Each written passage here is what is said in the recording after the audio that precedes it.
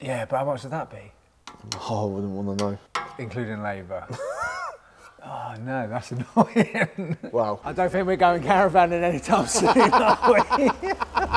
Hello everybody, so I recently purchased this L405 Range Rover for my wife, and it was quite cheap.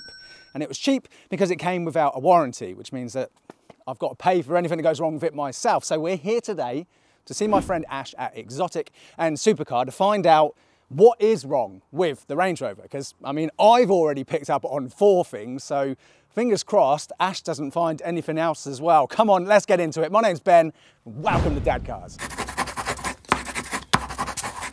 Right, so I brought you something a little bit different today. Normally I bring you Maseratis, don't I? Something fun to look at, yep. Yeah, but today unfortunately I have bought you this Range Rover. So predominantly here you do supercars, right? Yes, yeah. But you do get the occasional Range Rover. Obviously these are part and parcel with a supercar, daily cars, normally for the other halves normally, but. Yeah, well, I mean, this is my wife's car. So what, like you get people dropping off like their Ferrari, and then when they come to pick up the Ferrari, they drop off their partner's Range Rover. 50–60% of our customers have a Range Rover or had a Range Rover or are getting a Range Rover. Okay, cool. So you do like servicing and bits and pieces. Yeah, we do. We don't go body off sort of jobs, but yeah, brake, suspension, electrical faults, we normally have a little look at, see if we can sort out. So I'm hoping that you're going to look after this for my wife, if that's okay. So I can bring it here. It's just that, you know, having somewhere. Are you going to drop off your supercar to? Unfortunately, I haven't got a supercar at the moment. No. So I've already identified 4 problems with this. Yep. And but what I thought we could do is get it up on the ramp. You give a look over a little overview. See if you can find anything else that's wrong with it. And then basically at the end of this video, what I'm going to do is I'm going to add up the cost of fixing these 4 problems and any other problems that we find. Okay. At first glance, what do you think of the purchase? I think it looks all right. Nice colour combo. Yeah, it's the autobiography as well. So top spec. I just never thought I'd have this day where I'm looking at a Range Rover for you. If I'm honest with you. Yeah, I'm a changed man. Next thing I'm going to buy, my dream is now a Lamborghini Urus. No, it's not. It's not. No, so Renault. Renault Aventime. Yeah. So yeah, I mean, my driveway at the moment is looking very bleak. It's got 2 SUVs on it, and I've got an Aventime as well. Genuinely, the 2 SUVs make me very sad every single time I see them. So please like and subscribe and help this man out. Yeah.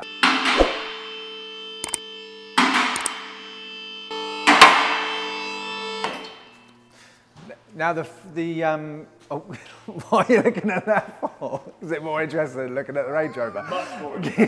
So the first problem of 4 that I've identified is that there's like a metallic rattling sound coming from the back. So it sounds like a heat shield or an exhaust clamp or something like that. Okay. This is the annoying sound. And in this video we do unearth the problem, and it's not good news. So yeah, when we get round to there, you'll see what you think, if you can find that. Drive nice and straight, feels like handles well. Yeah, annoyingly, it's actually really nice to drive. Yeah, have you been off-roading or just bring it Well, we went to Goodwood Revival in nice, we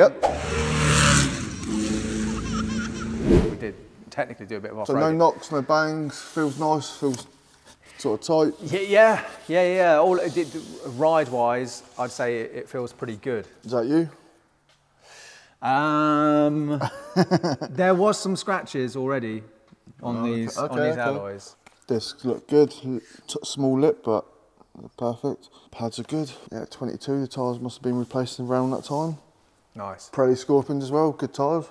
Full set of these tyres is going to be quite expensive, isn't it, Ash? Yeah, they've got to be £200–300 a corner, maybe more. Yeah. And the proper Land Rover ones as well. Rear brake pads are going to want changing fairly soon. Okay. Like next week soon. Oh, really? Yeah.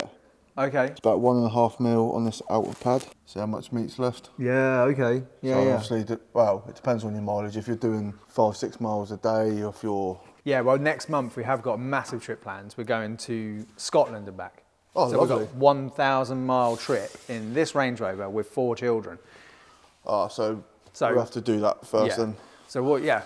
Doesn't need discs. It will literally just be rear pads. Okay. Yeah, looking good. It's nice and straight.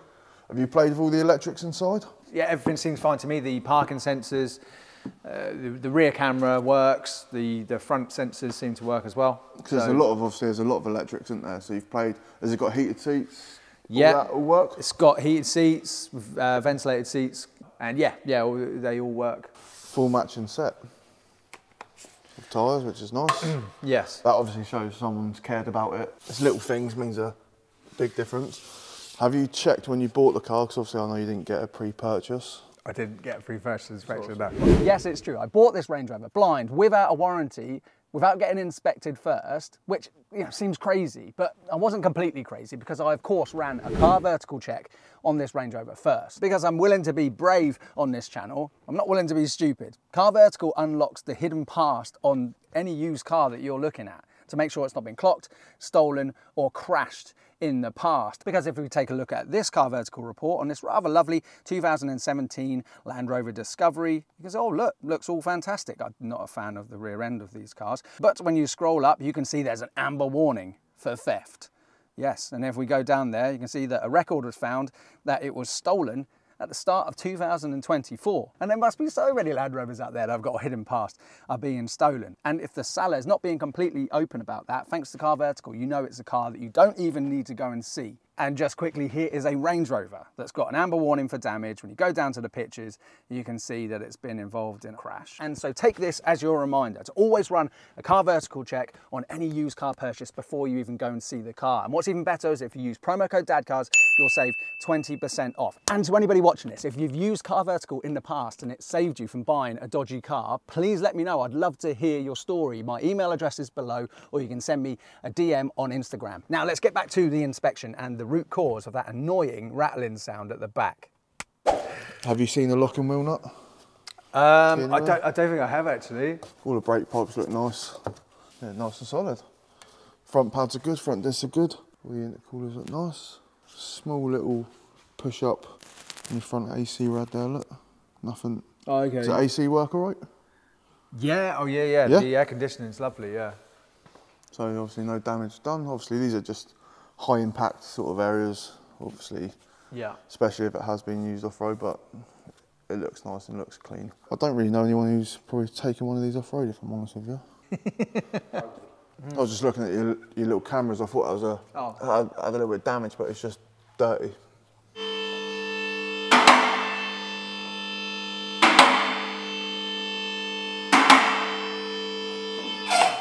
Start at the back with your rattle that you're talking about? Yeah, cool. So it sounds to me, like I said, I don't know, like an exhaust clamp that's loose, or a like a heat shield, or something like that. And it sounds like it's coming from the back.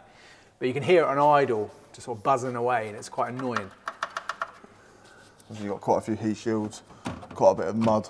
Heat shields here don't look like they've been rubbing. That's what I don't like about this sort of stuff, do you know what I mean? Yeah, it's weird that that's all exposed, isn't it? Yeah. Yeah. It's just out for the elements. Yeah, particularly as well, because this is supposed to be a proper 4x4. You would expect wiring like that to be covered up, wouldn't you? See, stuff like this, it's all surface rust. Yeah. But obviously I'd always advise a little wide brush, bit of a cure rust. Yeah, because we're quite crispy here, aren't we? Yeah. And to be fair, of all the stuff underneath here, because I mean, this is 10, 11 years old now. Yeah. That's the only crispy bit, isn't it? I could just put this in the higher air suspension mode and just get down and do that. Yeah, little wide it's more elbow grease. Anyone can do that. I want to see that video of you climbing underneath, to be fair. Yeah.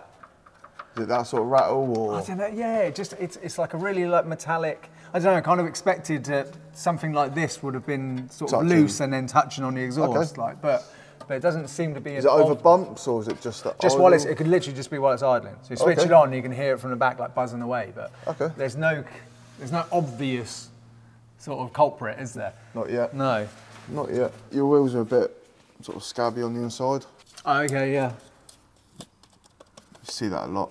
But the problems you normally get is if it's on the inside of the bead, and it stops the tyre from sealing properly. Yeah. Normally you have to get tyres removed, clean it all up and bead seal it. Pretty nice and straight as well, to be fair.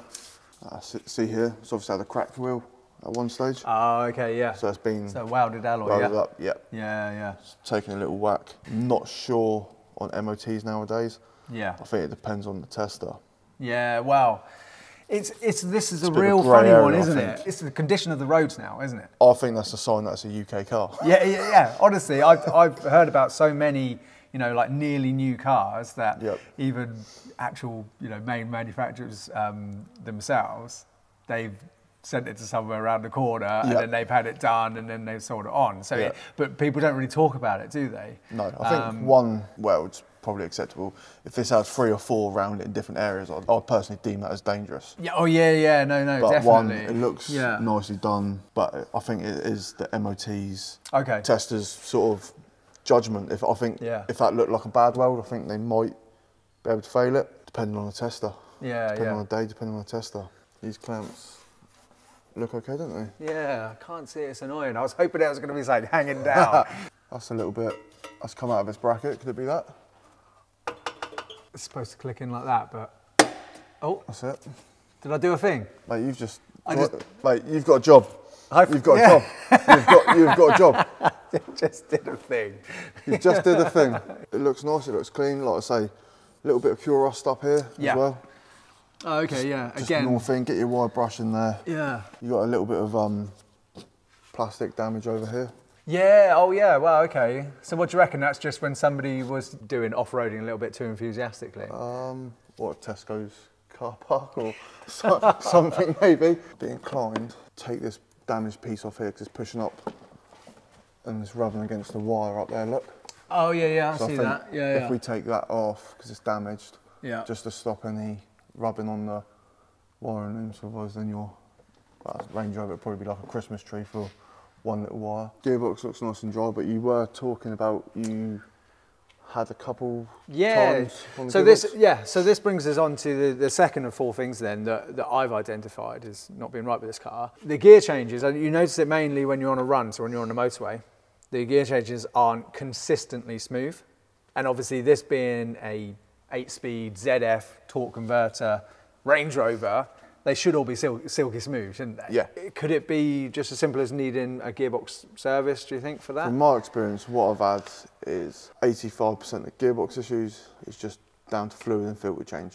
Okay. 9 times out of 10 that fixes it. Okay, so what would that cost, roughly speaking? Obviously I'm not going to quote you on it because I'm putting you on the spot now, but roughly speaking, what would it cost to have that on this? Depending on what the filters cost, it's probably around £120 labour, £150 labour.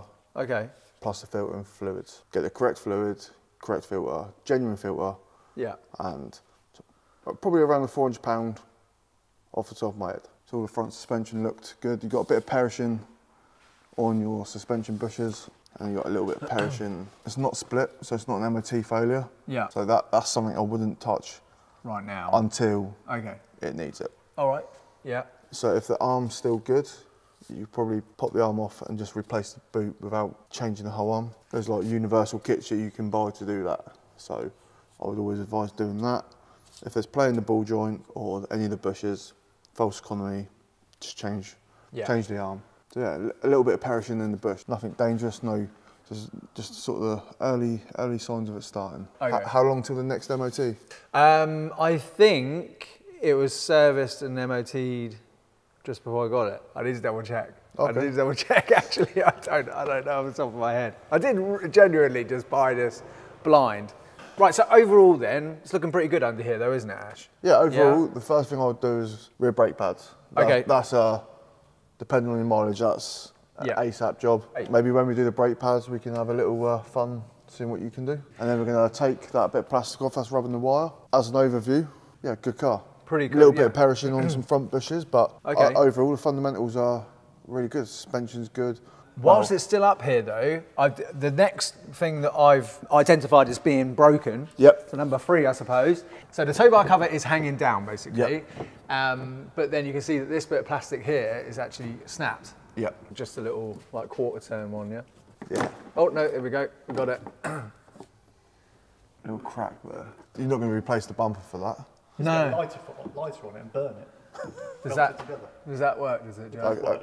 I just think I'm being sarcastic, but I come up with really good ideas. I've never actually tested to see if... Have you not? I've not actually tested it, no. Yeah, we'll get it down and test it in a minute. That's if it goes back up. Looks quite rusty, all right, to be so fair. if we'll test that. at the same time as we look at the final thing that I've found is broken. Oh yeah, the rattle as well. So we haven't seen any other clear things, have we? No.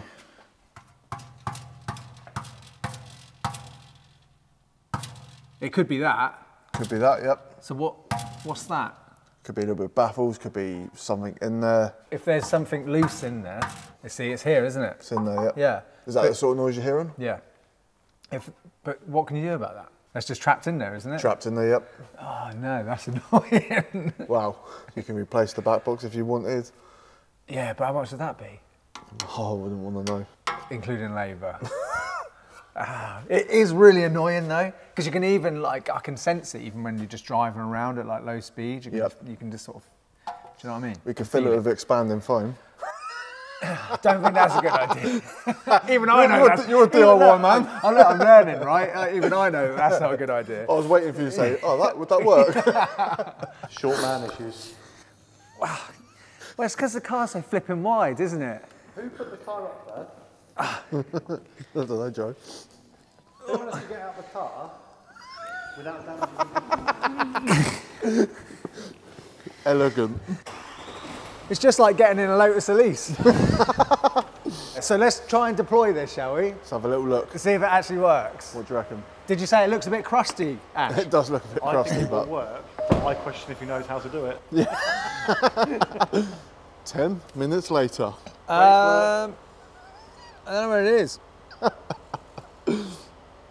Got a new apprentice. Joe, do you know how to do it? Joe, how'd you do it? You're the Land Rover guy. How'd you do it? Sorry, you want some help? Yeah, how'd you do it? Oh, I'll be a cameraman. Oh, do you do it from the back? Oh. I would have been there all day. Or is it going to work? Ash, do you have a rubber mallet? I do actually, yeah. Sorry, love, I can't get the caravan. What I will say is Charles did say he had towed with it. Yeah, and he said that he had some trouble getting it to deploy. I don't think we're going caravanning anytime soon, are we? Can you hear that buzzing as well? Yeah, I can, yes. It was definitely yeah. He's not happy. It's that, isn't it? Yeah. It's that back box there. Yeah. So we have found something extra. Yep. Yeah. I mean, I don't have any immediate plans to tow with this, to be honest. That's probably a good thing, you've got no choice. I just noticed this as well, look. Turn to a cameraman. That's loose. It's really loose, that is. So, I don't know why. So it says, you literally just press that, and it goes green. Oh! It's doing something now. Do you reckon it's because the engine was running, it wouldn't let you do it? Oh, so it does work. I personally don't see that as an embarrassing thing for me. It's embarrassing for Joe, because he is a Land Rover owner, fan, lover, expert. So, yeah, you should have known that, Joe. You really should. Do you want me to show you the final thing that I know is broken? It wasn't that. That's something else that I've just noticed. It's this, but we knew this. Charles showed us this. But basically, it just needs a little bit of help to go down. And then it goes down, so it gets stuck. So I think that's misaligned, and someone in the comments pointed out on one of the previous videos that this is misaligned as well. So look, if I show you, basically you can see from here, it's like sitting a little bit proud. So it actually sits a bit proud there. Is that something that you can help me with, Ash? I'm sure it can. I've turned into a cameraman, to be fair. Give it back to Joe. There you go, Joe. I had brought Joe in because I thought he was the Land Rover expert, but clearly not. I'm not biting. What's that you're looking at? Yeah, little scratch. That's probably been in someone's garage, opened up and tapped something, yeah. Yeah. So all in all then, Ash, what would you say? How would you rate this purchase, considering I bought it for £15,000, 84,000 miles on the clock? It's the autobiography. It looks all right, yeah? Good buy, nice spec, nice colour, do the rear brake pads. Yeah, and a little bit of maintenance. I think we'll service the gearbox as well, yep. if you're happy to help me with that. Yep, definitely. Yeah. Yep. So what we'll do is we'll get it booked in with yourself yep. ahead of us going and doing our 1,000 mile family Scotland trip with 4 kids. I'll do the gearbox and the rear pads, and you can do a bit of undersealing. And yeah. So if I come back as well, and I'll come here at the same time, and then maybe if we can have a look at trying to realign this, maybe. Have a little play, yeah. See if we can look at that as well. But all in all, though, obviously me and Joe, who's holding the camera, we bought this off of a channel viewer, Charles, who is a JLR specialist trade seller, isn't he? And he sold this to me as a trade sale. And to be honest, 90% of the stuff here, he did actually tell me ahead of time anyway. So I think this was a good purchase. I'm pretty happy with it. Thanks again, Ash, for taking a look at the Range Rover. So just again, just remind people, so exotic and supercar, mainly supercars, isn't it? Mainly supercars. So we do, well, what we've got at the moment, we've got E-Type Jag, McLaren, 355, Lamborghini Performante, Diablo, Testarossa, but we do Range Rovers, Boxsters, Bentleys. Yeah, we try and do it all. We try and look after our customers and the collection. Awesome, and you're based here in Southampton as well, aren't you? So I'll put your details and telephone number and stuff in the description below. And Exotic and Supercar have recently launched their own YouTube channel, and I know that they really appreciate it if you guys went over, checked it out, and gave them a subscribe. So there we have it, ladies and gents. So the main 2 problems that we've got with this, which I want sorted before we go on our 1,000-mile road trip with the 4 kids up to Scotland and back, is obviously we've got to sort out those rear brake pads, get them done as quickly as possible. And also the gearbox service. It's really not that bad, but yeah, I just think this car, everything should be silky smooth, and if I can occasionally sort of notice the gear changes, it's going to annoy me over a 1,000-mile trip. So those for me are the only 2 must-do straightaways, and I reckon I'll be able to get both of those done all in for £500, maybe a little bit less. I haven't actually added up all the material costs and got quotes for it all yet, but yeah, the indication is that it should be less than £500. But also I'd love to hear your thoughts on that annoying rattle coming from the back box, from the exhaust. Because I just had a little Google and I saw on a forum somewhere that someone fixed a similar issue by drilling into that back box and peeling it back and then fishing out whatever it is that's rattling around. But I don't know if I fancy doing that. I mean, what's my other options? What, replace the exhaust system?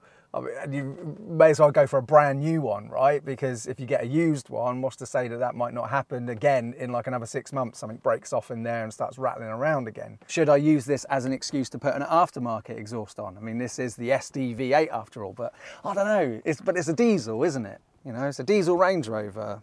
I don't know, it should have a bit more class and grace maybe as it's floating around. Would my wife appreciate a louder exhaust? I don't think she would. But if you've got any other ideas, suggestions or fixes for this or anything else that we looked at today in this video, please let me know in the comments below. You know, there's someone in the Hampshire area that has some bits that could help me out with X, Y, and Z. You know, I'd love to hear from you. And I just want to finish off with a massive thank you to you watching this right now. Honestly, the viewers who watch the videos to the end, the subscribers who watch the videos to the end, honestly, it means the world to me. It's because of you guys that this channel is growing, and the more people like yourself that we get, the more people who subscribe, you know, the bigger the adventures and the braver the pills that we can take on this channel in terms of buying exciting cars for my wife and buying exciting dad cars for me. So honestly, thank you so much for watching. And also a massive thank you to Car Vertical for sponsoring the channel. If it wasn't for Car Vertical sponsoring dad cars, I wouldn't have been brave enough to buy this car